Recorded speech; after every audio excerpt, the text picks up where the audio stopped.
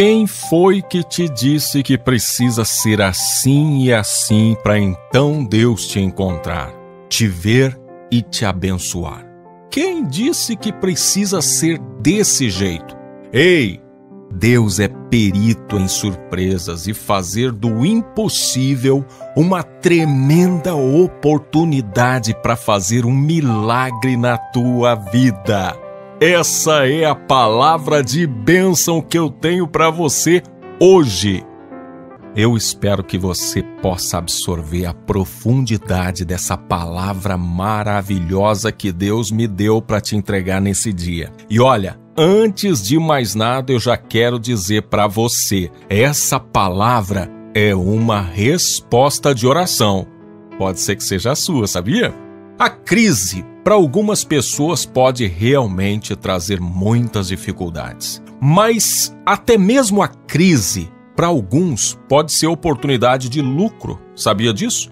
Ontem eu falava com a minha esposa acerca disso. A gente estava falando sobre uns empreendimentos, algumas coisas que estão acontecendo aqui na cidade onde a gente mora. E ela falando assim, mas como que essas pessoas, em meio à crise, conseguem ter dinheiro para fazer esses investimentos? E aí eu estava dizendo para ela, falando, olha meu amor, a crise, ela afeta uma classe de pessoas, mas às vezes para outra classe ela pode significar oportunidade. E eu dei um exemplo muito comum. Quando tá tudo bem, o cidadão vai lá, compra um terreno, paga 100 mil reais e começa a construir. Indo tudo bem, ele termina sua construção e vai morar na sua casa e se livra do aluguel. Agora, se de repente vem uma crise, esse cidadão que comprou esse terreno por 100 mil, talvez enfrenta dificuldades tão grandes que ele precisa vender esse terreno. E quem precisa vender e vender logo, tem que baixar o preço. E aí o que acontece?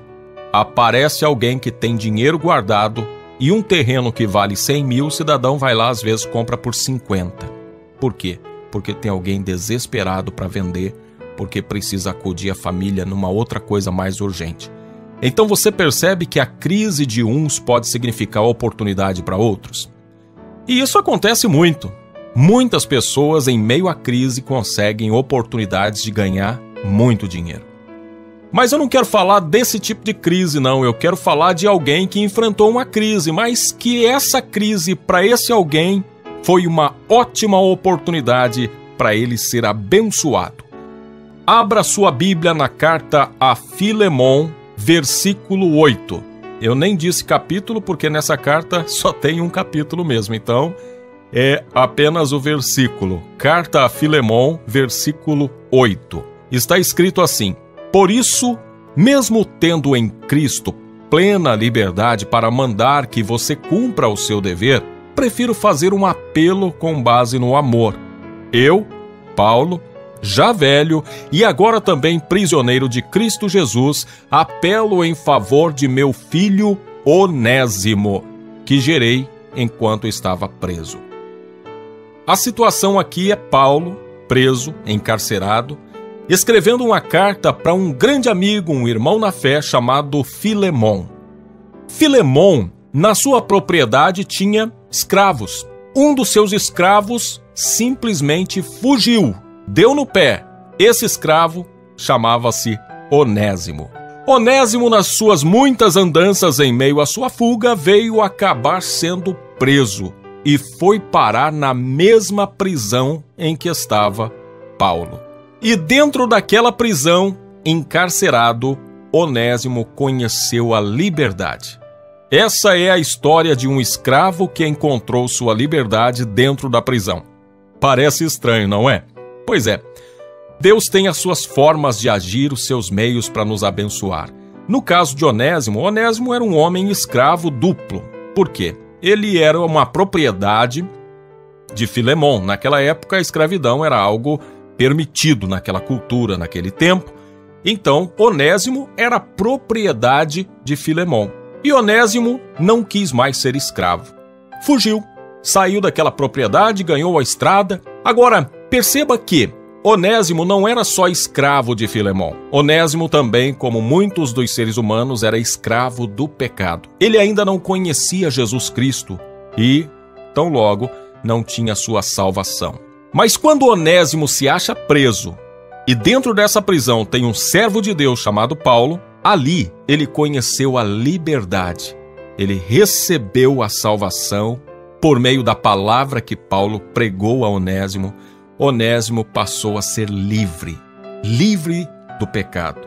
Dentro da prisão, ele encontrou a sua maior liberdade. E aí o que acontece? Depois que Onésimo se converte ao Senhor Jesus, ele está livre do pecado, mas ele ainda é propriedade de Filemão. E como um bom cristão, ele decidiu consertar os seus erros do passado. E aqui a gente aprende uma coisa interessante. Não basta ser cristão. Nós precisamos fazer uma análise e observar se na nossa vida de rebeldia, na nossa vida distante de Jesus, se nós não causamos alguns prejuízos, se nós não fizemos coisas que podem ser reparadas. Talvez reparadas materialmente, talvez reparadas através de um pedido de perdão. Você conhece as situações pelas quais você passou. Tem coisas que não dá para consertar, tem coisas que não voltam atrás. Mas às vezes a gente consegue pedir um perdão, às vezes a gente consegue ressarcir um prejuízo. Então, Onésimo resolve começar a consertar coisas na sua vida. E então, ele decide voltar para o seu proprietário, Filemão. E Paulo escreve uma carta, e aqui Paulo também dá uma lição a toda a liderança cristã do mundo. Olha as palavras do apóstolo Paulo. Ele diz assim: por isso, mesmo tendo em Cristo plena liberdade para mandar que você cumpra o seu dever, prefiro fazer um apelo com base no amor. Olha, Paulo ocupava uma posição de uma das colunas da igreja. Primeiro porque ele era um legítimo apóstolo, chamado e consagrado pelo próprio Senhor Jesus, conforme narra as Escrituras lá em Atos capítulo 9. Paulo era um apóstolo, portanto uma autoridade da igreja. Paulo era muito amigo de Filemão. Então Paulo tinha liberdade para chegar diante de Filemão e lhe dar uma ordem.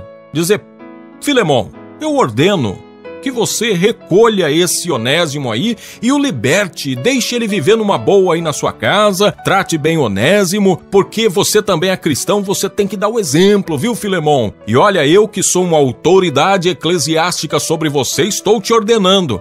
Mas não, Paulo, ele diz para Filemão: olha, eu tenho até liberdade para mandar, mas eu prefiro fazer um apelo com base no amor. Filemão, eu já estou velho, prisioneiro de Cristo, não posso fazer muita coisa por Onésimo, mas eu apelo em favor desse meu filho que eu gerei aqui na prisão. Cuida bem dele. Olha que coisa maravilhosa, né? Paulo nos dá um exemplo de que com bastante educação, com amor, a gente consegue não só conquistar as coisas que a gente precisa, mas deixar um exemplo.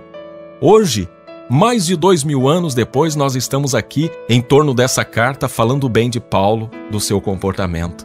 Que nós também possamos deixar coisas que sirvam como um legado, que sirva para as pessoas nos elogiar depois da nossa morte, não é? Então, escrevendo essa carta, eu recomendo que você leia ela inteira, porque ela é curtinha, e você vai ver que história bonita de Onésimo, voltando então para Filemão. E a gente percebe que ali houve um conserto a partir de um encontro com Jesus. E de tudo isso eu quero tirar aqui uma lição para mim e para você. Se a gente perguntasse para alguém, será que é possível alguém encontrar uma coisa boa no meio de uma prisão, no meio de uma cela? É alguém que pensa bem, o cidadão é escravo e fugiu e agora está preso. Será que pode acontecer alguma coisa boa? Provavelmente, se a gente olhar com os olhos da razão, a gente vai dizer não. Ali ele vai ser morto, ali ele vai ser escorraçado, ali vai acontecer isso, vai acontecer aquilo. Mas não. Deus, mesmo em meio a uma situação de adversidade, de ventos contrários, de dificuldades, Deus pode nos dar vitória.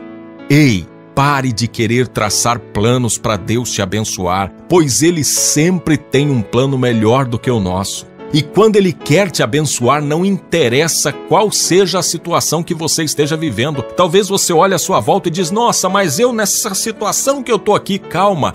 Deus pode te abençoar mesmo nessa situação. E a palavra dele diz: ainda antes que houvesse dia eu sou, e ninguém há que possa fazer escapar das minhas mãos. Agindo eu, quem o impedirá? Descanse, porque Deus sabe direitinho como te tirar dessa situação.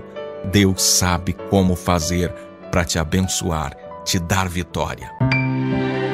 Deus poderoso de graça, misericórdia, bondade, eu peço que o Senhor faça com que cada pessoa que ouvir esta oração possa sentir essa paz, essa harmonia, essa tranquilidade e descansar na certeza de que Tu és poderoso para abençoar qualquer pessoa em qualquer situação, por pior que ela pareça. O Senhor é capaz de abrir o mar para que nós possamos passar. Se não abrir, nós podemos passar por sobre as águas. O Senhor é aquele que tem o poder e pode fazer qualquer coisa acontecer. A Tua palavra diz que o Senhor é um Deus que vivifica os mortos e traz à existência as coisas que não existem. Nada te é impossível. Que cada pessoa que me ouve agora possa sentir-se nas Tuas mãos, debaixo do Teu cuidado, e assim descansar na certeza de que o Senhor sabe como fazer e, portanto, nós podemos ficar tranquilos. Nós não precisamos quebrar a cabeça, não precisamos ficar fazendo planos mirabolantes para então o Senhor nos abençoar. Tu podes todas as coisas e nada te é impossível. Deus bendito abençoa cada pessoa que ouviu esta mensagem com a cura, com a libertação, com o renovo espiritual e com a paz que excede todo o entendimento humano. Amém. E agora eu tenho um pedido muito importante para você. Eu creio que essa palavra pode ser a resposta de oração de muitas pessoas. Então eu te peço, compartilhe essa palavra o máximo que você puder. Tenta lembrar pessoas para quem você possa enviar, manda nos grupos de WhatsApp, espalhe essa palavra para que Deus possa responder a oração de muitos, porque você é um instrumento nas mãos de Deus.